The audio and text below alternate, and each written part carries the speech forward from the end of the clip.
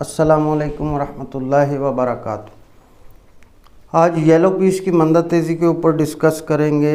Yellow piece फ़िलहाल दबाव में ही जा रही है, रोज़ बरोज़ इसके रेट कम हो रहे हैं।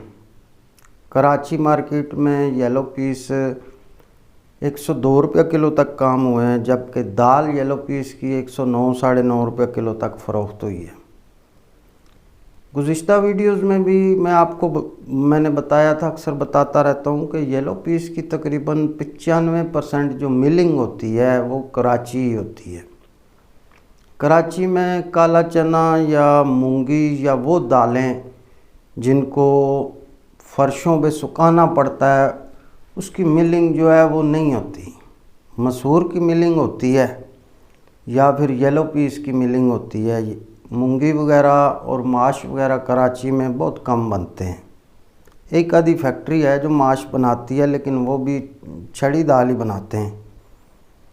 येलो पीस की बुकिंग की बात करें तो गुज़िश्ता हफ्ते $330-35 वाली $10-15 डीली हुई है और रशिया से $320 जैसे रेट मसूल हुए हैं। गुज़िश्ता रोज़ हमने एक इम्पोर्टर से बातचीत की तो उन्होंने कहा कि $320 में इंडेंटर हज़रात ऑफ़र्स कर रहे हैं, लेकिन अगर कोई ख़रीदार हो तो हो सकता है $5-10 नीचे भी माल मिल जाए। लेकिन येलो पीस पहले ही लोगों ने ओवर सप्लाई है, इसकी बहुत ज़्यादा बुकिंग हुई है। मैंने पिछली वीडियो में भी आपको कहा था कि येलो पीस का कराची के गोदामों में भी बेबा माल पड़ा हुआ है।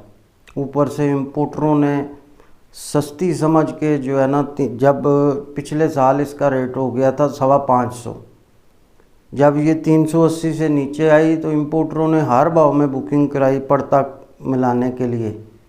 वो जिस भाव में बुक कराते थे बाज़ार 20 रुपये नीचे हो जाता था। फिर 340 में भी कराई लोगों ने, 360 में। तो फ़िलहाल इसकी इंटरनेशनल मार्केट में भी इतनी ज़्यादा जान नहीं लग रही और कराची की लोकल मार्केट में भी अभी पोर्ट पे माल लग रहे हैं धड़ाधड़।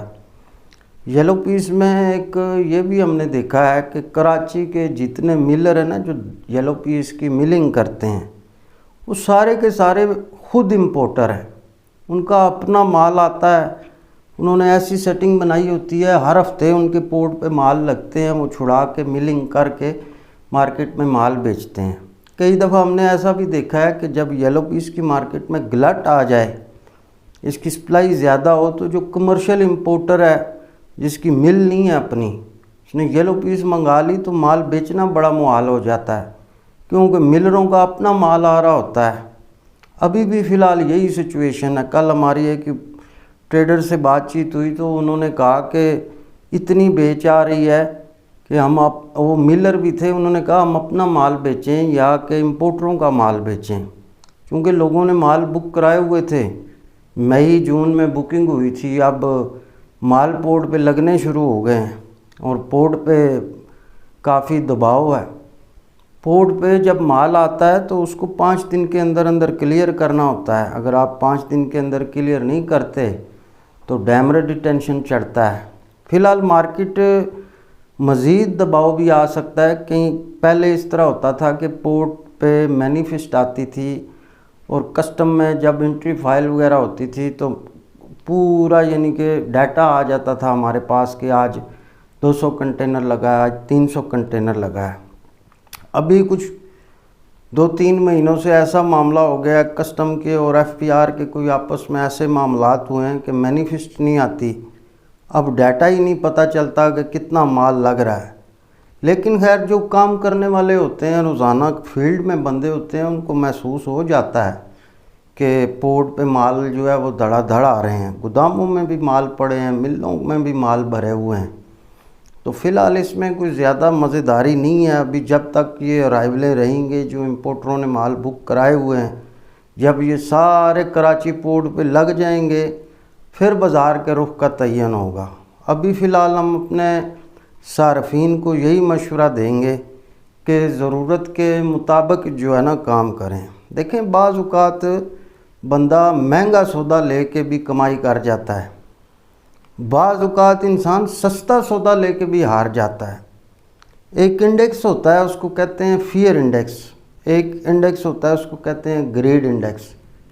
येलो पीस में चूँकि जब मार्केट 350-60 डॉलर के लेवल पे आई तो ग्रेड इंडेक्स जो है वो बहुत हाई हो गया। इंपोर्टरों ने कहा कि बड़ी सस्ती हो गई है जी, पकड़ लो पकड़ लो। अब वो सस्ती होने में और पकड़ने में इतनी ज़्यादा बुकिंग हो गई कि 6-7 महीने का माल इकट्ठा हो गया। उसकी वजह से चूँकि ग्रेड इंडेक्स हाई था, लोगों ने धड़ाधड़ बुकिंग कराई। अब जब माल लग रहे हैं तो अब पैसों का क्राइसिस है, शॉर्टेज है।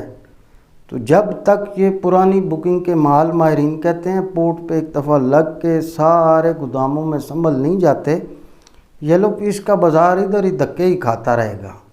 हाँ, इंटरनेशनल मार्केट में अगर कोई मूवमेंट होती है, चाइना वगैरह लेता है या किसी और कंट्री में कोई क्रॉप ऊपर नीचे हो जाती है तो फिर इसमें जो है तेज़ी के इम्कानात हैं, वरना फ़िलहाल बाज़ार जो है वो इधर ही रुपया 2 रुपया 4 रुपया ऊपर नीचे चलती रहेगी।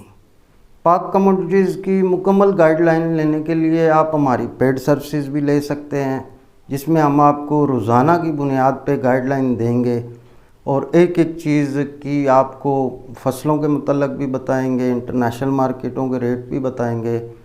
हमारी जो पल पल की गाइडलाइन होती है उसमें जो होल सेलर होते हैं, जो बड़े ट्रेडर होते हैं, जो पूरे ट्रकों ट्रालों का काम करते हैं, उनको फ़ैसला साजी में आसानी रहती है, क्योंकि अगर रिपोर्ट पक्की हो, कंफर्म रिपोर्ट हो, तो बंदा उस रिपोर्ट के बल बोते पे मंदा तेज़ी करता है।